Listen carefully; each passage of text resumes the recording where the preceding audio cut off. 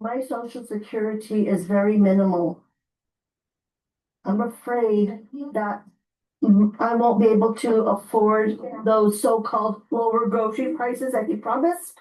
I'm afraid for others. I am afraid for the children. I am afraid for seniors who are older than me. He's the president. He's supposed to be in it for the good of the people, not for him and his oligarchs. Hi there, everyone. It's now 5 o'clock in New York. It is a rather devastating indictment and snapshot of life in Donald Trump's America. As a government shutdown and Donald Trump's policies put additional financial pressure on Americans already stretched too thin. And for those who voted for Trump, promised lower costing groceries, among other things. The USDA has announced that come Saturday, the 42 million Americans who rely on the Supplemental Nutrition Assistance Program, it's often referred to as SNAP, will be forced to go without benefits that'll run out. Trump's USDA writes in a statement this, quote, "The well has run dry." It comes after Trump cut approximately $500 million in aid for food banks earlier this year, and is not the only way that life is about to get a lot more difficult for a lot more Americans. The government shutdown and Americans out of work over the Republicans' refusal to extend Obamacare subsidies. The Washington Post is reporting that people are going to see their premiums go up 30%. Post writes this, quote, "The higher premiums, along with the likely expiration of pandemic-era subsidies, mean millions of people will see their health insurance payments double or even triple in 2026. And if that isn't enough already, these additional financial pressures come, as the New York Times reports, that almost everything is about to get more expensive as companies finally start passing along the costs of Donald Trump's tariffs to the American consumer. Amid the growing hunger and affordability crisis in America, blue state governors are expressing outrage over Donald Trump's lack of action. We are fast tracking an $80 million investment. We're front loading it to get into the food banks. I'm very worried about 5 million people in a matter of days losing food stamp, losing their SNAP benefits, and entering in a grocery store with Donald Trump's tariffs and inflation. They're paying contractors to tear down the East Wing, but they're not putting money into the food bank that they're setting on. So if there's a sense of frustration in America, it's very real. They are choosing not to fund these programs. They are choosing to prioritize. And when the White House press secretary said the top priority is the ballroom, we could not disagree more. Our top priority is the well-being of the Minnesotans, especially around food security. Beware of day trading. Okay, so hey, this is DJ Moe D here from WhatChuSayRadio. Appreciate y'all always tuning in, locking it in right here on WhatChuSayRadio. And please hit the like button, share, subscribe to the page, to the channel, and share this video with somebody. As y'all can see here in this video, we are looking at the SNAP benefit crisis that is about to take place. We're on the verge of it taking place here November 1st if nothing gets resolved in the government with the government here on November 1st. So I'm bringing this to you. This is an MSNBC news report. I don't cater to one news, whether it be MSNBC, Fox, CNN, whoever, et cetera, et cetera. I listen to all different platforms to get different views, so or different perspectives. Let me clear that up, because I believe that you need to look at things from both sides, not just from one side. And so again, they're painting it out here in the video to be specifically a Trump problem, but to me, let me pause that. To me, this is more of a Congress problem, a government problem that when I say they, I'm talking both Democrats and Republicans on both sides of the aisle. They both need to come together to get some type of resolution to end the government shutdown, to end the possibility of people's SNAP benefits, which is essentially food stamps for lower income, elderly folks, and people that that are need that assistance, which is what it is to live and eat and feed their families. especially during this time of the year. We're talking going into November, the start of the holidays, and people struggling to eat. On top of that, we got the tariffs that President Trump has imposed, potentially taking hitting our pockets, the American pockets, hard as we pay the prices on those tariffs. So again, I just want to bring this to everybody's attention. I'm pretty sure that this has been a talking topic in many households across the country. And here it is. We got 3-4 days left until November 1st, and I just want to bring awareness to the SNAP benefits, food assistance that could be potentially coming to a shutdown here on November 1st. But let's get back into it. Priorities at $300 million that Donald Trump is spending on making a gold ballroom where the East Wing once stood. And the $230 million he's trying to get us, the American taxpayers, to reimburse him for being under criminal investigation. They add up to roughly the same amount of money he has cut from America's food banks. That's where we start the hour. Some of our favorite experts and friends. David Frum is back. He's a staff writer at The Atlantic, host of the video podcast, The David Frum Show. Also joining us, MSNBC political analyst, host of the Bulwark podcast, Tim Miller's here. And joining me at the table, Princeton University professor, MSNBC political analyst, Eddie Glad.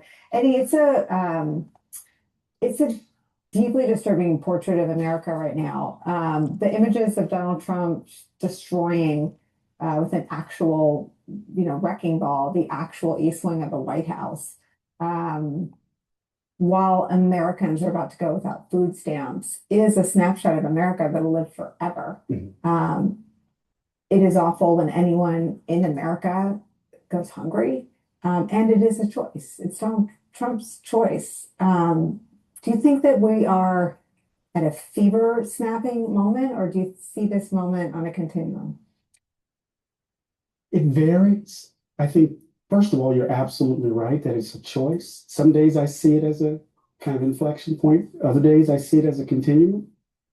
We've always talked about this tension within the Trump kind of coalition between the Elon Musk wing and the Steve Bannon wing. And when he was having his little tiff with Musk, we were like, who's going to win out? But this is the Bannon side. This is the populist side.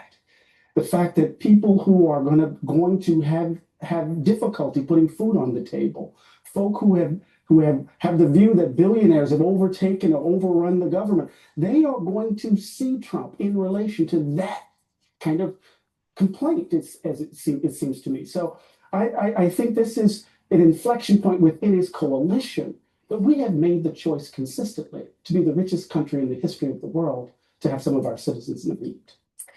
Tim, we were just talking about Steve Bannon with John Carl, who has a great new book out, and there's an anecdote about his influence ahead of the meeting with Zelensky. But I think if you look at the policy debacle, his influence is nowhere to be seen in the flagrant extravagance of the crypto corruption, the flagrant extravagance of the gold leaf Oval Office, the flagrant extravagance of a Russian-style ballroom, the hurting, he used to call them the MAGAs, the MAGAs who are on Medicaid. I think he's talked about on his podcast. I mean, he's going about 0410. If you look at all the policies that'll hurt the parts of the coalition he used to publicly speak out for. Who is disinterested? Or I guess, is this all Donald Trump? I mean, what is your theory about how we got to this point right now? If you live in a Tennessee zip code and one of the questions that I have is who has the ultimate, based off of MSNBC's reporting here, the buck stops with President Trump. But I question that. I want to know who has the ultimate responsibility. Is it between the government? Is it between the Republicans and the Democrats to come together, Congress to make a decision on this, or does the president have the final say? Again, it seems like MSNBC is blaming it or putting the blame specifically on Trump, and I'm not for sure if it is or not.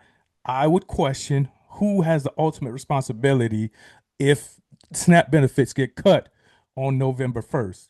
That's what I would hope that they address and kind of talk about here, as far as who has the ultimate responsibility. But let's get back into it. My theory of how we got to this point right now is that Donald Trump is responsive to anybody that will suck up to him. And in the second term, the richest, most powerful people in the country have decided that they're going to suck up to him in the way that they didn't the first time. And so you can see this in foreign policy or in domestic policy. And so when you have Bannon, for all of my complaints about him, or have anybody's complaints about him, like he was the one who was saying this year during the tax bill that they should include a tax on the tax increase on the richest Americans. He was advocating for that publicly and privately, as best I can tell. They didn't do that. You know, the MAGA movement, I'll add one element to your list, was talking in 2016 about draining the swamp and going after these special interests in DC. That was all, a lot of that was always smoke and mirrors, but it's particularly so this time. When you look at this ballroom, who is funding it? It's the most entrenched interests in Washington. It's the military-industrial complex. It's the big tech CEOs, right? It's the big companies. All of these companies that were not going to donate to Donald Trump after January 6th, not going to donate to any Republicans after January 6th, have now all bent the knee. And what is revealed is that Donald Trump wasn't actually interested in fighting the status quo, wasn't actually interested in fighting for the forgotten man. What he was interested in was like respect for himself. It was a Rodney Dangerfield thing. And now that all the richest people in the world have said, okay, yes, sir, Mr. President, sir, I'm going to bring you this trophy like Tim Cook did, he no longer is interested in fighting them. And so, you know, I do think that's a real, obviously, change away from kind of the pure id of what we saw from MAGA in 2016. Yeah, David, from food insecurity it's a weird thing. It's wrapped up in probably the only crisis maybe a person could endure with more shame interbreeded or interconnected is some sort of domestic abuse. But food insecurity is people with cars and jobs who can't afford food for their families. And so they show up at food banks. Sometimes if shame is a hurdle, a food bank will open early or late to let a family come in and shop off the shelves.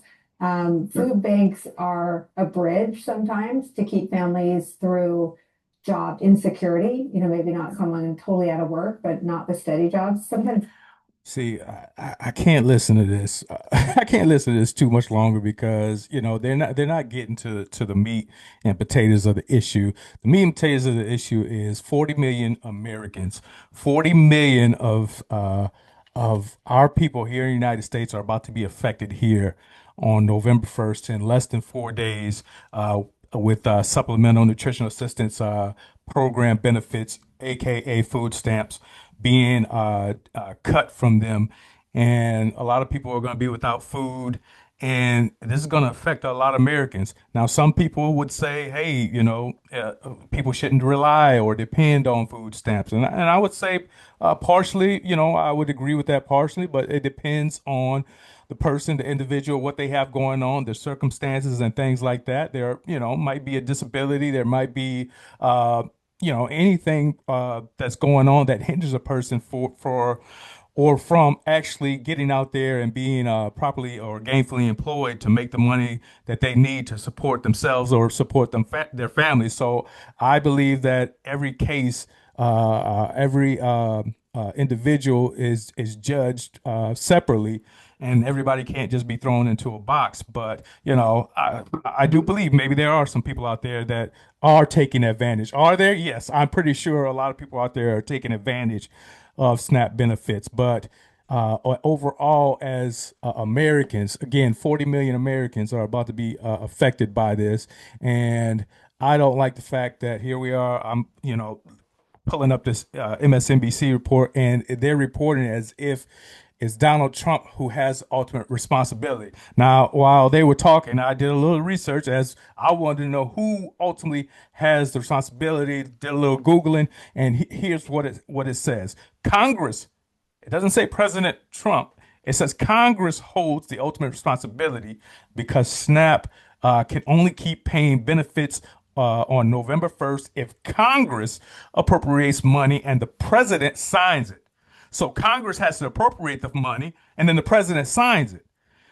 And then the USDA White House then executes it. They issue the funds and instructions, and state administers the actual payments to the household. So it's delivered down to the states. So it's Congress, president signs, and then it goes to the USDA, and then the White House can execute it and send it to the states. Little lesson we just learned together right here on What Say Radio, that it is not completely in President Trump's hands. Everything is not tied to him. It's Congress. Who makes up Congress? Republicans, Democrats, independents, people in Congress. So it's both sides, all sides that need to come together to resolve this so that people, 40 million Americans, can receive their assistance come November 1st. So you can't put the blame on just the president. Everybody needs to come together, work together to find a solution to make things happen so that people that needs this assistance come November 1st can get the help and the aid that they need. Let me know what you think in the comment section. Let me know your thoughts regarding this situation. I will be monitoring it closely here for the next 3.5 days as we're heading into November 1st. I'll keep reporting on it, and we'll keep talking about it. We'll keep the discussion up, and we'll keep learning. We'll just keep learning as we're going along here. All right. Again, like, subscribe, share the page, share the channel, share this video as we got a little education out of this. Share this video with somebody, and I'll talk to y'all in the next one. This is DJ Moe D signing out. Peace. What you say?